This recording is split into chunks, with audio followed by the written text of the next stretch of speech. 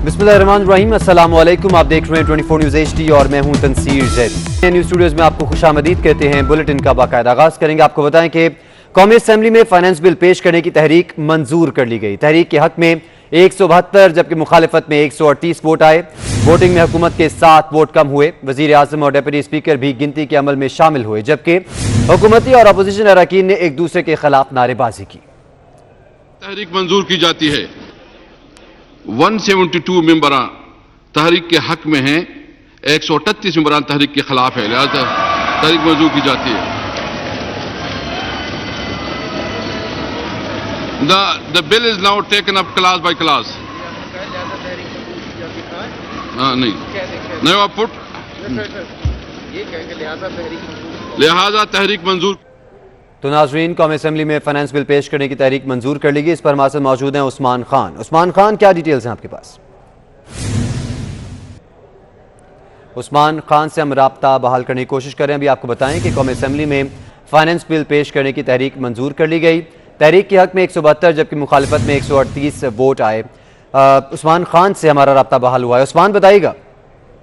जी बिल्कुल, कौमी असेंबली में आज फाइनेंस बिल की जो तहरीक थी वो मंजूर हो गई है। फाइनेंस बिल की तहरीक के लिए 3 बार जो है वो जुबानी रायशुमारी हुई, जिसके बाद तहरीक मंजूर ना हुई, जिसके बाद अपोजिशन के नवाब यूसुफ तालपुर ने कहा कि गिनती का अमल में लाए गए। जब गिनती का अमल शुरू हुआ तो इस फाइनेंस बिल की तहरीक की मंजूरी के लिए हुकूमत की जानिब से 172 वोट जो अरकान ईवान में मौजूद थे, जबकि इसकी मुखालफत ने 138 वोट पड़े जो अपोजिशन के अरकान है। जबकि ईवान में कुल जो अरकान की तादाद है वो 342 है, जिनमें से आज ईवान में 310 अरकान मौजूद है, जबकि 31 अरकान जो है वो आज के इजलास से गैर हाजिर है। जबकि इस वक्त भी ईवान में जो है वो जो तहरीकों की शिकवार मंजूरी का जो है वो अमल जारी है। इस वक्त जो है वो फाइनेंस बिल की जो शिकवार मंजूरी है वो हो रही है। अपोजिशन अरकान और हुकूमती अरकान अपनी तरमीम जो है वो शिक के जरिए जो है वो पेश करते हैं, जबकि दूसरी जानिब अपोजिशन अरकान जो है वो वक्तन फवक्तन जो है वो अपना एहतजाज भी रिकॉर्ड करवा रहे हैं, क्योंकि स्पीकर कौमी असेंबली की जानिब से जब वजीर खजाना शौकत तरीन फाइनेंस बिल की शिकवार मंजूरी के लिए जो स्पीकर कौमी असेंबली ने कहा है कि इसको पड़ा हुआ तस्वर किया जाए, जिसके बाद chairman People's Party Bilawal Bhutto Zardari ने कहा है कि अवाम के सामने ये तरामीम को पढ़ा जाए, ताकि अवाम को भी इस बात का पता चले कि उन पर जोन जोन से मजालिम जो अब मजीद इस बजट में ढाए जा रहे हैं, जो महंगाई हो रही है, जो टैक्सेस लगाए जा रहे हैं। जिसके बाद जब अपोजिशन अरकान ने अपनी शिकवार तरामीम पढ़ना शुरू की तो उन्होंने भी पढ़ने के बजाय यही कहा कि इसको भी पढ़ा हुआ तस्वर किया जाए। और इस वक्त भी ईवान में जो माली साल 2021-22 का जो बजट है उस हवाले से फाइनेंस बिल की तहरीकों की शिकवार मंजूरी का अमल जारी है, जबकि जो इसमें जो 7 के करीब जो मेंबरान है वो हुकूमती अरकान है, जबकि जो ज्यादा की तादाद जो बताई जा रही है वो अपोजिशन की जानिब से, जो कि आज के इस इजलास में गैर हाजिर है। जबकि कायदे इख्तिलाफ शहबाज शरीफ भी आज के इजलास में गैर हाजिर है, और जो बताया जा रहा है नून लीग की जानिब से कि उनके जो कजन की वफात हुई थी, जिसके बायस वो आज के इजलास में शरीक नहीं हुए। जबकि साबिक सदर आसिफ अली जरदारी, पीपल्स पार्टी के चेयरमैन बिलावल भुट्टो जरदारी, जबकि प्रोडक्शन ऑर्डर पर हमारे साथ ही मौजूद रहे। नाज़रीन, आपको बताएं कि हुकूमत को फाइनेंस बिल पेश करने की तहरीक मंजूर कराने में शदीद मुश्किलात का सामना रहा। डिप्टी स्पीकर ने तहरीक मंजूर करने के लिए ऐवान से राय मांगी तो वहां से ज्यादा ना की आवाज गूंजी। 3 बार हुआ कि ये जो हाँ की आवाज है ये ना की गूंज में गुम गई, लेकिन डिप्टी स्पीकर कासिम सूरी ने बिल पेश करने की तहरीक की मंजूरी दे दी, जिस पर पीपल्स पार्टी के नवाब तालपुर ने तहरीक की मंजूरी को चैलेंज किया और वोटिंग हुई। इस पर हमारे साथ मौजूद है एडिटर नॉर्थ इब्राहिम राजा।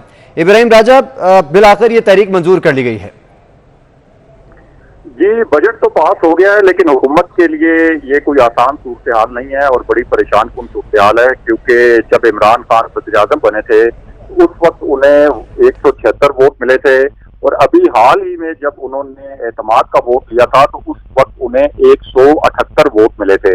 लेकिन आज जब बजट की मंजूरी हुई है तो जो तहरीक इंसाफ उनके इत्तेहादी अरकान हैं वो सिर्फ 172 इस वक्त ऐवान में मौजूद थे, और हमने देखा कि प्राइम मिनिस्टर इमरान खान को भी बड़ी जल्दबाजी में आना पड़ा ऐवान के अंदर, और डिप्टी स्पीकर को भी कौमी असेंबली के इजलास की सदारत छोड़नी पड़ी ताकि उनका एक वोट काउंट हो, और फिर स्पीकर कौमी असेंबली असद कैसर को भी उजलत पे आना पड़ा ताकि वो असेंबली की सदारत करें।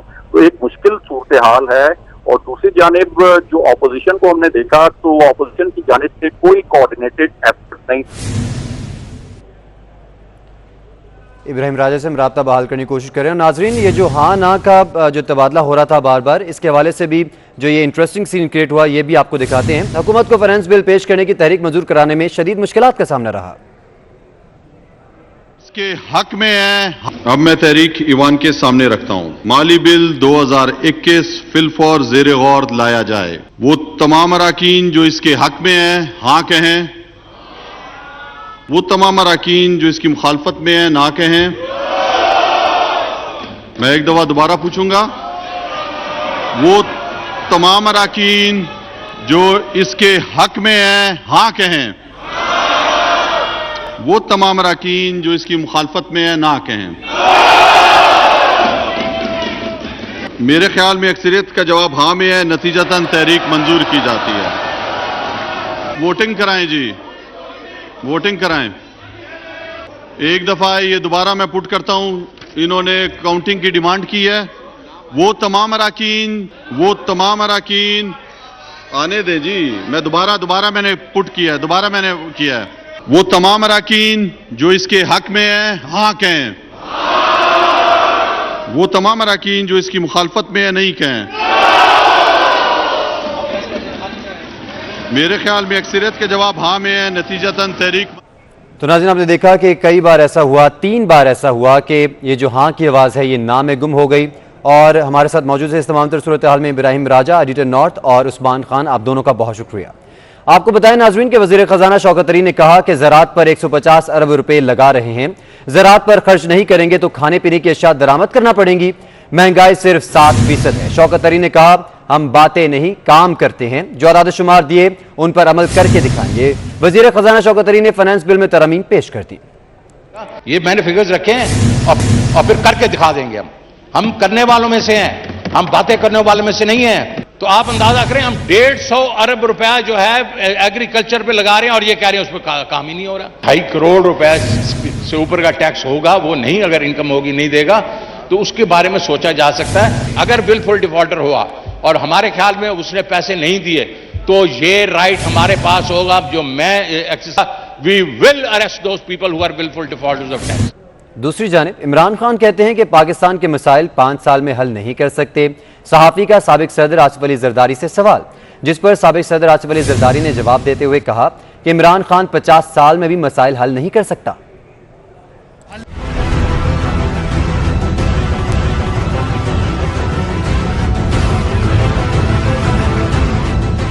जरदारी साहब, इमरान खान साहब कहते हैं कि 5 साल में मुल्क के जो मसाइल हैं वो हल नहीं कर सकता, उसके लिए मजीद वक्त चाहिए। आप इस सवाल से क्या कहते हैं? मैं ये कहता हूँ कि 50 साल में साबिक सदर आसिफ अली जरदारी कहते हैं हुकूमत है ही नहीं, कहीं होगी तो गिरेगी। अफगानिस्तान मामले के असरात पाकिस्तान पर आ सकते हैं।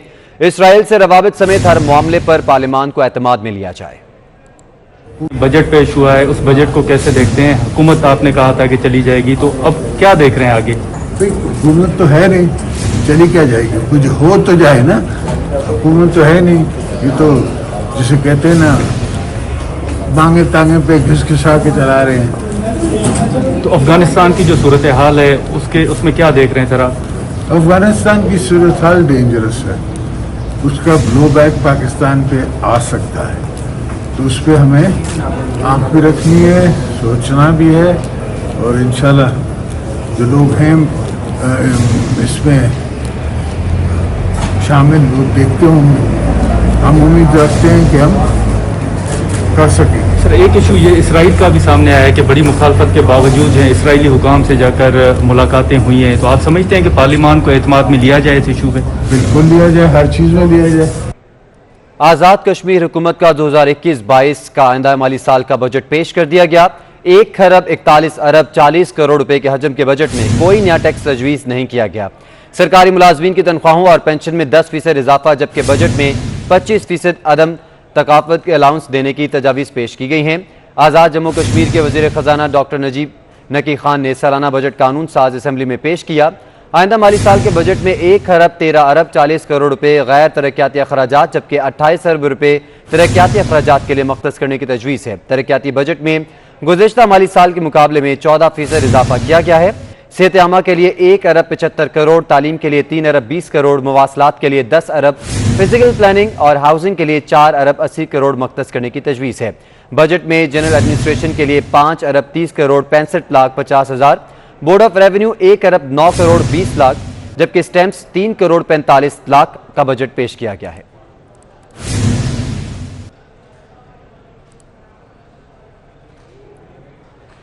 तहरीक इंसाफ के अरकान सिंध असम्बली ढोलक के साथ असम्बली पहुंचे। हलीम आदिल शेख, खुर्रम शेर जमान, फिरदौस शमीम नकवी और राजा अजहर के साथ दीगर अपोजिशन अरकान भी सिंध असम्बली पहुंच गए।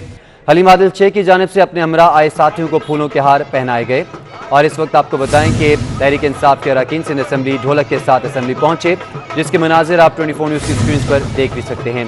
हलीम आदिल शेख, खुर्रम शेर जमान, फिरदौस शमीम नकवी और राजा अजहर के साथ दीगर अपोजिशन अरकान भी सिंध असम्बली पहुंच गए। हलीम आदिल शेख की जानिब से अपने हमरा आए साथियों को फूलों के हार पहनाए गए।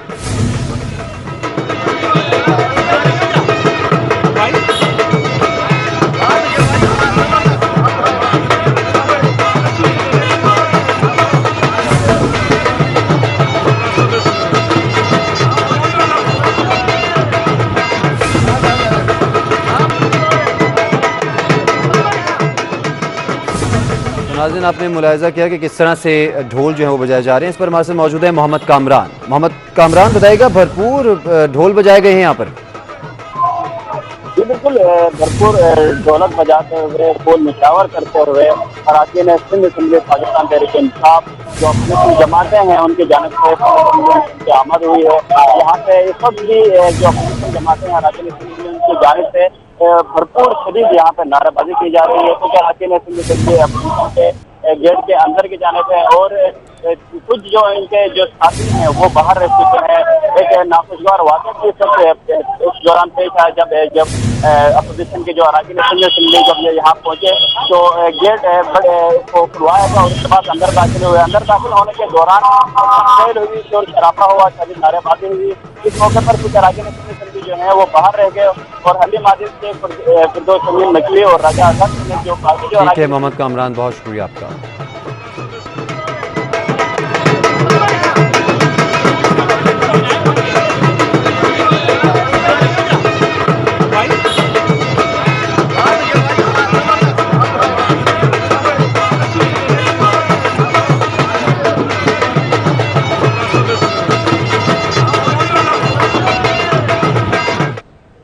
और नाज़रीन, आपको बताएं कि सिंध के इलाके जैकबाबाद में वारंट गिरफ्तारी की तामील के दौरान नैब टीम पर हमला हो गया।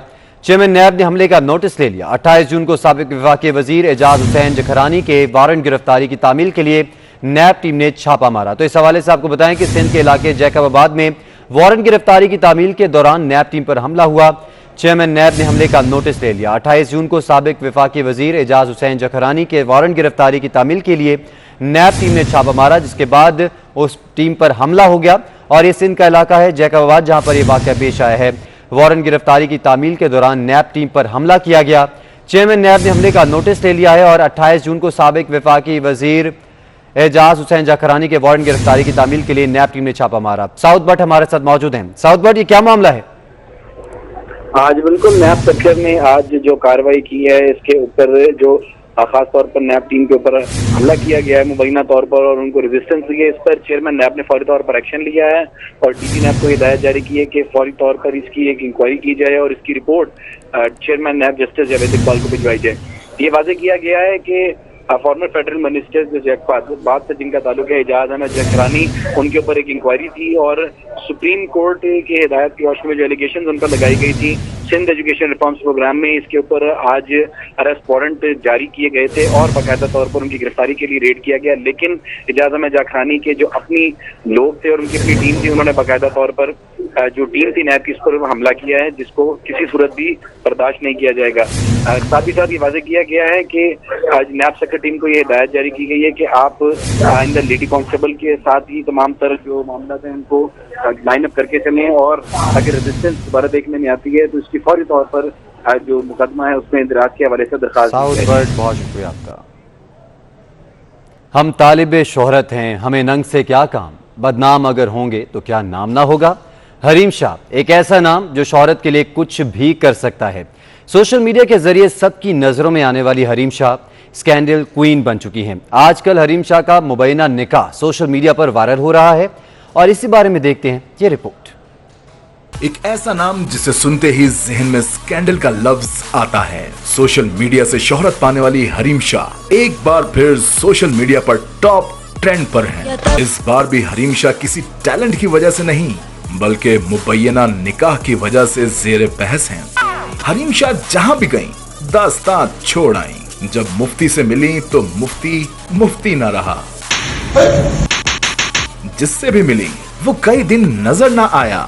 अब हरीम शाह ने दावा किया है कि उनका निकाह हो गया। यहाँ तक तो ठीक है कि निकाह हो गया, लेकिन निकाह किससे हुआ? इस सवाल का जवाब जब हरीम शाह ने दिया तो स्कैंडल बन गया। हरीम शाह का कहना है कि पीपल्स पार्टी के मारूफ रहनुमा से निकाह किया है।